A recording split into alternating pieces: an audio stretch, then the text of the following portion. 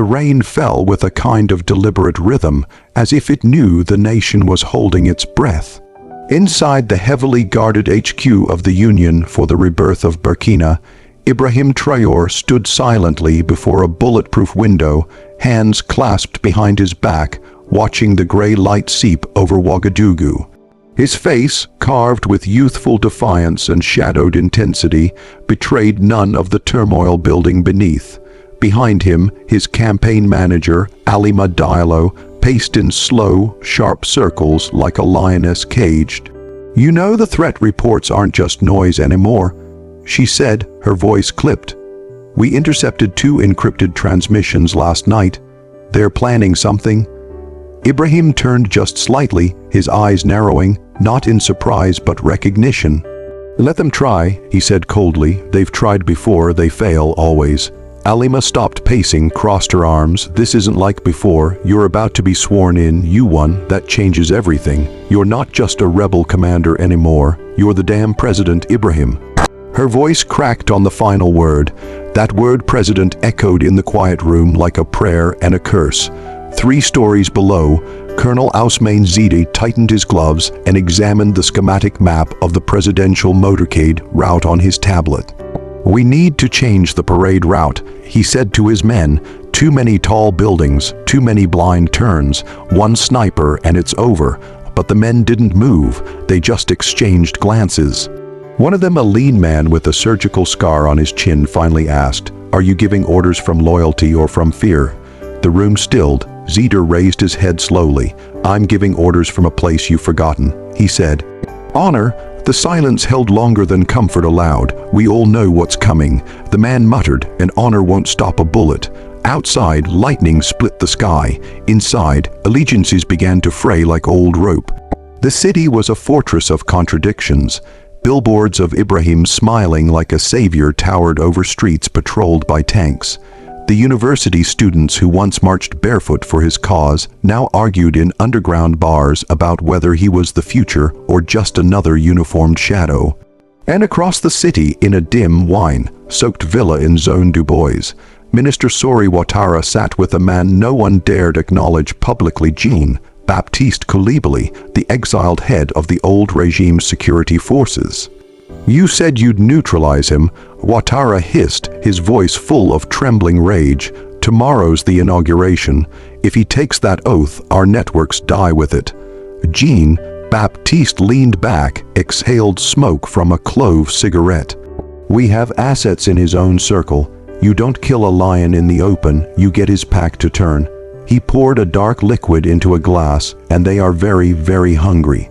Meanwhile, back in the HQ, Alima moved swiftly through the corridors, approaching Ibrahim's brother, Malik Traoré, his chief security advisor.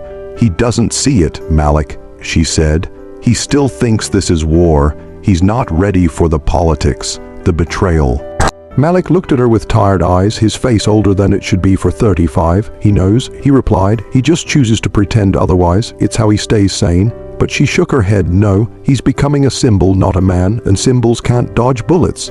Malik looked at her for a long moment. "Then pray we bury the man before the symbol." At that moment, across the hallway, Ibrahim met eyes with an old friend, Captain Isabako. There was a beat of something between them. Trust, regret, a memory of bloodied fields and whispered promises in makeshift trenches, but it passed. Nightfall came fast. Thunderclouds pushed against the city like fists. Inside the barracks, young soldiers listened to recordings of Ibrahim's speeches, words that once made them believe they were fighting for something sacred.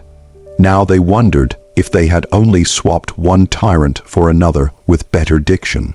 In the deepest corridor of the Ministry of Intelligence, 2 agents reviewed footage from a hacked signal, a brief clip showing Alima in close conversation with Coulibaly's liaison 3 weeks prior. "Could be coercion," one said, "or worse," the other replied, "betrayal." The footage was copied, encrypted, and sent up the chain, but the chain was already rusted. The file never reached Ibrahim, it reached Issa. In the hours before dawn, Malik visited Ibrahim one last time before lockdown. "I need to ask you something, brother," he said quietly. "When this is over, when you are president, What happens to the men who helped you get here?" Ibrahim didn't answer immediately. He looked again out the window. Some will be honored, others will need to be forgotten. Malik's jaw clenched. Forgotten? Ibrahim turned. This is a new chapter, and chapters start clean. Malik left without another word, the click of his boots on the marble floor sounding louder than a gunshot. Outside, in the shadows of the city's heart, Issy sat in his car, watching the presidential compound. His finger hovered over the button of a secure comms device. He had the power to tip everything, and as he sat in silence, the words of the old oath returned to him, to serve not the man, but the land. But which land? The one Ibrahim dreamed of, or the one they had all bled for? At 4:47 a.m., a shot rang out somewhere near the river. The guards dismissed it, a hunting rifle, perhaps. But by 6:00 a.m., as Ibrahim suited up for the inauguration, adjusting the final buttons on the traditional baubu his mother had sewn, Malik stormed into the room, eyes wide, gun drawn. "We've been compromised," he said. "Issa is gone. The motorcade route is blown. We need to cancel the ceremony." Ibrahim stood still. "If I cancel now, I will never be president. The people will think I'm afraid." Malik shouted, "You should be afraid. They want you dead." Ibrahim stared at him, and his words came slow and sharp. "They've always wanted me dead, but if I fall today, I fall standing." At 7:12 a.m., the convoy rolled into the Place de la Revolution, met by thousands of supporters. Chanting, waving, crying. On the rooftop of an abandoned hotel 3 blocks away, Jean-Baptiste's sniper checked the wind. In the crowd, Issy pushed through, hand tight around something small and metallic in his pocket. And in the secure viewing box, Alima received a message on her burner phone. "Phase 1 complete. Target is exposed. Proceed." Her hands trembled. Then, as Ibrahim stepped forward to place his hand on the Constitution, the crowd roaring louder than the storm clouds above a single gunshot, cracked across the sky. The shot echoed for less than a second, but its consequences bloomed instantly across the Place de la Revolution, like a dark flower in full bloom. Gasps spread through the crowd like wildfire. Panic rippled as bodies stumbled, hands flew up in the air, and somewhere, just beneath the roars and cries, a child began to scream, but Ibrahim Traoré did not fall. The bullet struck the marble of the dais 2 inches from his foot, sending chips of stone across the platform. The sniper cursed and adjusted his sights. Jean-Baptiste's voice hissed through his earpiece, "You missed. Take the next one clean." But then everything shifted. Smoke bombs released from the edge of the square. Ibrahim's security rushed forward. Malik, already expecting betrayal, yanked his brother backward into a circle of bulletproof shields. They were waiting, and Malik growled, "God help us." As the security detail pulled Ibrahim toward the armored van, the crowd began to fracture, half running in panic, half standing in stunned, confused defiance. Issa watched it all from the far edge of the square, one hand still in his pocket, gripping the detonator that was never used. He had watched Ibrahim walk onto that platform with pride, but also the burden of knowing what he'd seen on that surveillance tape. Alima speaking with the regime's ghost. The woman who had wept beside Ibrahim's hospital bed after the 2019 ambush was not the same woman who now sat in a heavily guarded observation box, her face unreadable as chaos unfolded. Issy slipped the detonator back into his jacket and moved, slowly at first, then with speed. He ducked into a side alley and emerged near the press vans. There he forced his way into a broadcast tent, held the reporter's mic and whispered, "Tell the people the president survived. Tell them it was a warning, not a kill shot, that he still stands." The journalist, a young man named Henry from the national network RTB, didn't hesitate. Maybe it was survival instinct, maybe it was belief. The broadcast went live moments later, sparking hope and more confusion all across the country. Inside the armored van, Ibrahim was breathing heavily, not from fear, but from the calculation already happening in his mind. "This wasn't just about killing me," he said. "This was a signal. They're telling me I'm touchable." Malik pressed a gauze pad to Ibrahim's cheek where a marble shard had sliced him. "They're telling you to step down," Malik muttered. "They know the oath is invalid if the ceremony is interrupted." Ibrahim's eyes darkened. "Then we finish the ceremony." Alima's voice came through the secured line in the van. "We can't risk a second attempt. There are whispers of a mutiny forming inside the Presidential Guard. Zidu is trying to hold the barracks, but he's not trusted anymore." Ibrahim was quiet. Then he said, "Tell them to gather at the old command post, where this all began. If they still believe, they'll come."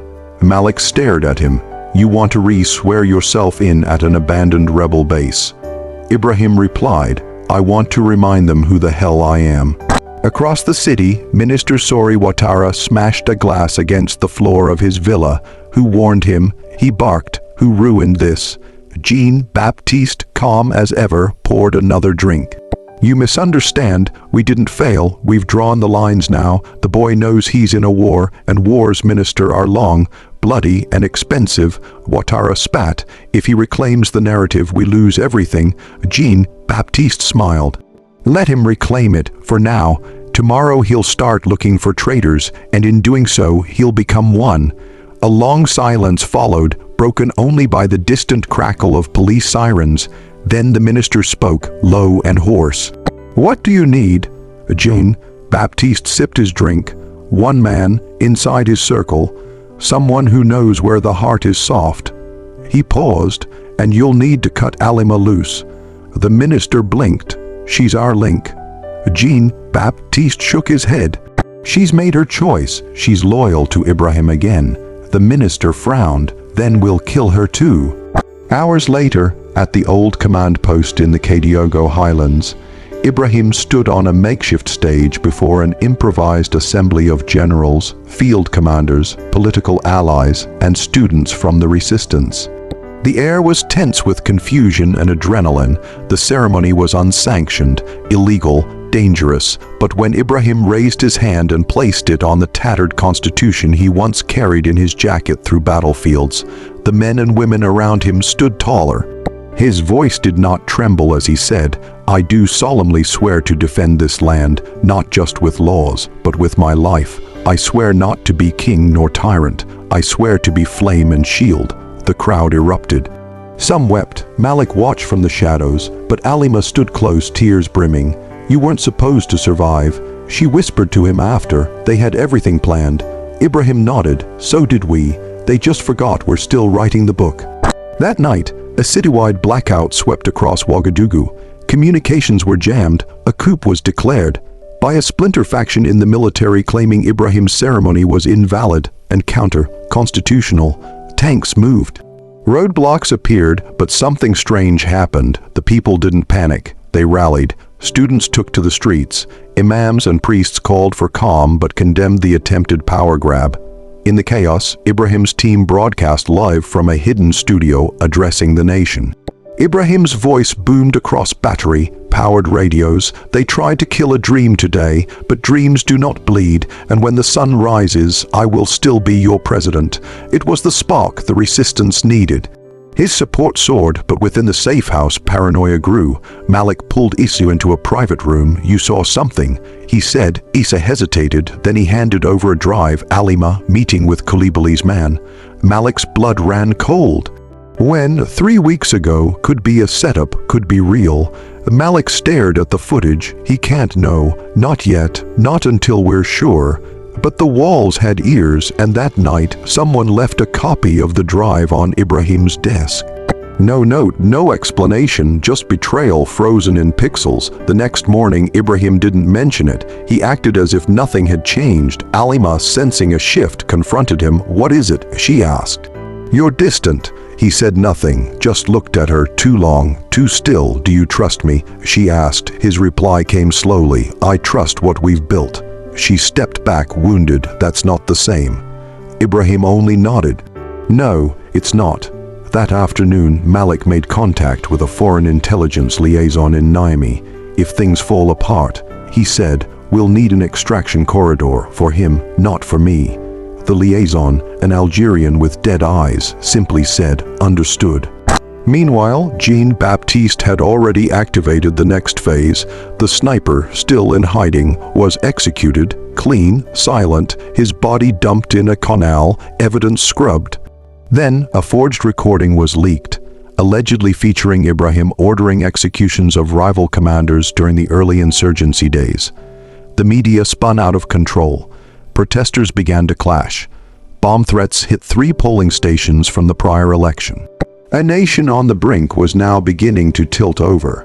And still, the question haunted the resistance like a ghost. Who betrayed him first? The morning sunlight crept into the hidden command bunker in Kadiogo, illuminating rows of dust, covered radios and overturned chairs. Ibrahim Traoré sat at a battered wooden table, the newly leaked recording playing on a cracked laptop speaker. The assembled group watched in tense silence. Alima, shaking, pressed her lips into a hard line. So they think this will break us. They think they can turn our own against us with lies. Ibrahim's eyes were cold pools of calculation. Or maybe they're right, and betrayal is part of every war. Malik cleared his throat behind Ibrahim. What's the plan? Ibrahim stood slowly. We fight this head on. We confront every fragment of doubt, every whisper. We control the narrative, or we die trying. He walked toward the radio consoles. Broadcast to every station we can reach. Invite those commanders they accuse me of executing. Let them speak on tape. Let them detail the real story, even if that means admitting mistakes. A murmur rippled through the group. Risky, but the only path forward. Malik covered his mouth. You want to risk airing internal divisions like that? Ibrahim nodded. When people see truth, raw and unedited, people listen. Meanwhile, in the junta-controlled sectors of the city, tanks rumbled through barricades. Soldiers with government insignia replaced them with armbands. They set up checkpoints and launched searches. Minister Ouattara watched from the operations room, face illuminated by flickering screens.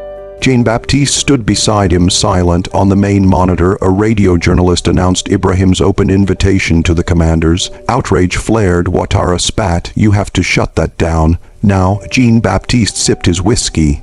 No, we let him hang himself, force him to either confess or fracture his support.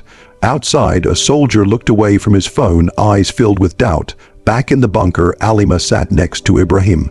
People will see the truth, she said. But still, someone leaked what the minister and Jean-Baptiste did. Someone on our side. And Issa gave you that drive. Ibrahim nodded, which means someone inside believes betrayal is the answer.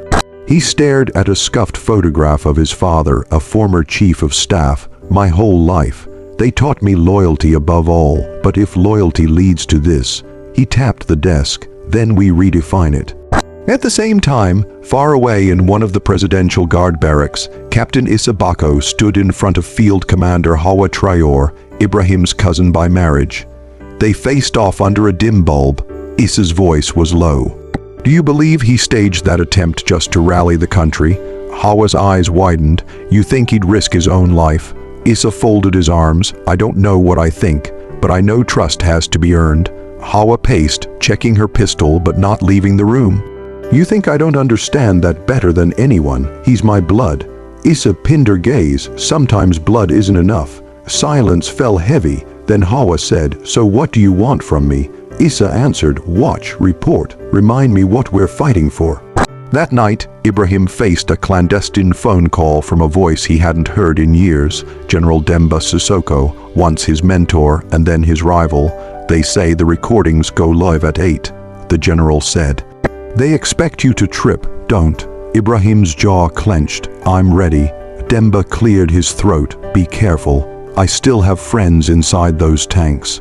Ibrahim exhaled quietly. Then tell them the war ends, or it begins. As the clock ticked toward 8, TV screens across Burkina began airing the confrontation. Ibrahim sat alone in the bunker's studio, flanked by former rebel commanders he had once led, and whose names the forged recording accused him of targeting. The first man, General Ouedraogo, stared into the camera. I was here, he began, voice steady. I saw him defend us, risk himself, save us. Did he make decisions I disagreed with? Yes. Did I question him? Many times, but I never saw injustice. One by one, each rose and echoed the same sentiment until the final speaker, Colonel Traoré, no relations, spoke. We owe him forgiveness, not judgment. We owe him unity. Ibrahim pressed his fingers together, then smiled. The feed ended. In the junta barracks, one soldier dropped his assault rifle. "He's not the monster we were told." Others murmured agreement. A sergeant shrugged and said, "He's a man." Tanks stalled. Engines idled, uncertainty fanned like sparks in dry grass. Back in the bunker, Alima embraced Ibrahim. "You did it." He placed a hand on her cheek. "We did it." But then the cables went dead. Phones, radios, everything. For the first time since the blackout, silence. He raised his head. "They've cut us off." Malik's voice, cold, with orders from Ouattara's people. Then the room trembled. A deafening explosion shook the walls. Dust fell like snow. Shouts turned into screams. The bunker's reinforced door splintered inward. Armed men flooded in. Some wore presidential guard uniforms. Some wore new armbands. Isi stepped forward, gun lowered at his side. "This is for the country," he said. Malik lunged, but Hawa intercepted him, gun raised at Malik's head. Malik froze, eyes wide with betrayal. Alima lunged for Ibrahim's arm. He raised a hand. "Let him speak," he said. Issa looked at Ibrahim. "They want only one thing, your abdication, public." These words were aimless echoes in the stunned room. Ibrahim's eyes met Malik's, then Issa's, then Alima's. He inhaled heavily and whispered, "Tell them I'll talk, but on our terms." Issa nodded and lowered his weapon. The intruders backed off. From the rubble at the doorway, a single figure emerged. Captain Issa's deputy, Sergeant Cohn, dragging a bleeding general. The general looked past Ibrahim, past Issa, straight at Malik. He ordered it. He croaked. He forged the orders. Malik's eyes went blank. "No." Ibrahim breathed. "Impossible." Cohn spat. "Your brother." His voice echoed in the stunned silence. Time stopped. Trust shattered. The walls of the bunker felt as thin as paper. Malik sunk to his knees. Alima wrapped Ibrahim's arm as he stared at Malik. "Is it true?" he asked softly. Malik closed his eyes. It wasn't planned. It was fear and cowardice. Ibrahim's head snapped. "You ordered an attack on our own commanders." Malik rose unsteadily. "I did what I thought was necessary." Ibrahim sighed, the weight of a nation upon him. "Necessary or selfish?" His voice cracked. "Now the world is watching, and you betrayed me." The bunker's alarms started wailing. The city outside was no longer a nation. It was a crucible. The once tightly woven bonds of brotherhood and loyalty were unraveling in real time. Silence pressed down in the bunker like concrete, broken only by the distant rumble of unrest beyond the doors. Malik's confession still hung in the air, a betrayal so deep it cracked trust into fragments. Ibrahim stared at his brother, a man he'd bled alongside, shared childhood dreams, the same father's stubborn pride, now revealed as architect of their chaos. Smoke, filtered sunlight streaked through shattered walls, illuminating the faces frozen in shock. Alima's, etched with heartbreak. Issa's, a mask of conflicted duty. Cohn's, hard and accusatory. Outside, the city descended into fever. Tanks lay stalled at intersections. Protesters stood defiantly. Soldiers wavered between orders and conscience. A handful of commanders broke ranks, seeking refuge beneath Ibrahim's banner. The truth. Tellers had protected him, but now the truth itself threatened to destroy the fragile unity he'd forged. He moved through the bunker, barefoot and mud-streaked, blood matted beneath his boots, every step leaving prints of defiance. He stood before Malik, voice low and graveled. "I risked my life for this nation, for its homes, its children, and for you. You betrayed not just the man you call brother, but the promise we made." He paused, breath thick and ragged. "Yet I cannot slaughter you." Silence swallowed the room. "I will task you with rebuilding what you've fractured. You will lead the negotiations with the junta and the opposition. You will prove that loyalty isn't demanded with a bullet, but earned every day." Malik's eyes flicker, relief then shame. He sank to his knees, hands raised. "Yes, Ibrahim." Outside, tanks shifted. Crackling radio transmissions faltered, but Ibrahim's voice, broadcast via hijacked frequencies, cut through the static. "To everyone listening, the country stands at a crossroads. We face betrayal, manipulated narratives, a threat to our democracy. But today, we choose transparency and mercy, not convenience and blood. We stand united, not broken." Cheers erupted in pockets across Ouagadougou. Soldiers laid down arms, citizens gathered around makeshift radios, eyes filled with cautious hope. From the streets, a convoy of battered vehicles rolled toward the bunker's compound, carrying wounded civilians, families frightened by the violence. Ibrahim stepped outside, flanked by Malik, Alima, Isa. He raised a hand, shielding his eyes from the low afternoon sun.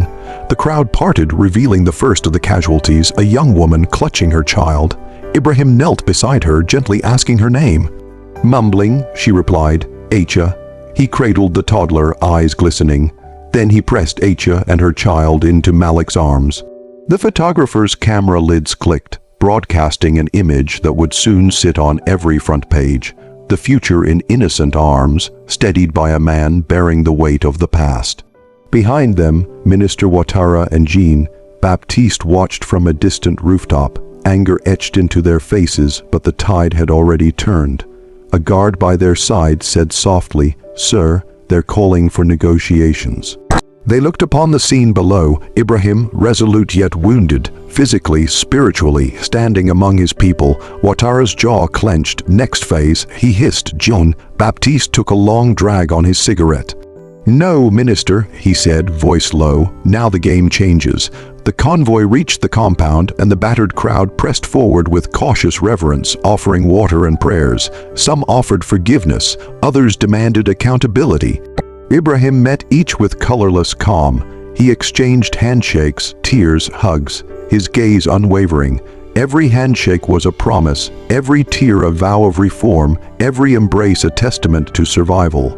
But as dusk crept in and the crowds thinned, Alima caught Ibrahim's eye and fell in step beside him. We won't survive tomorrow on hope alone, she whispered. He nodded slowly, agreed. We build institutions, not cults of personality.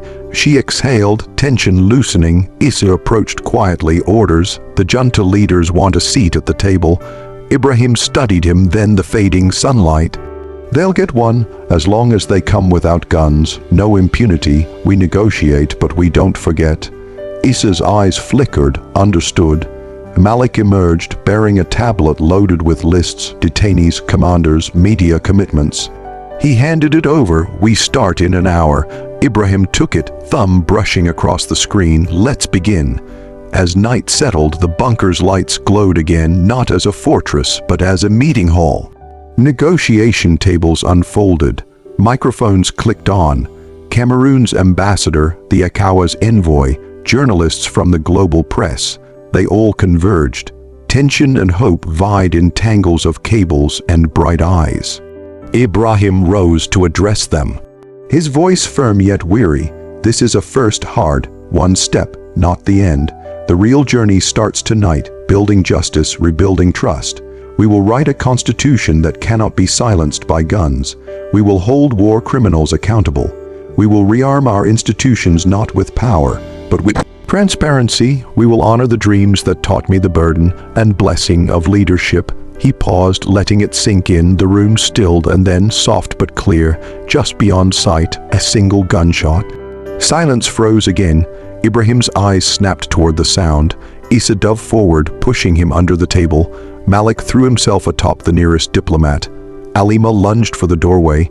Then came the rumble of boots, shouting in an unknown language. The doors burst open. Armed men, UN and Akawa's peacekeepers, scrambled. The walls shook, the light flickered. Ibrahim raised his head, voice strong. This is no coup. This is our reckoning. But as the chaos erupted, bringing bodies crashing over tablets and microphones splintering like old dreams, Ibrahim's final words hung behind him. Half defiance, half question. Who fires the first shot, me or the system we built? And then he ducked again into the unknown.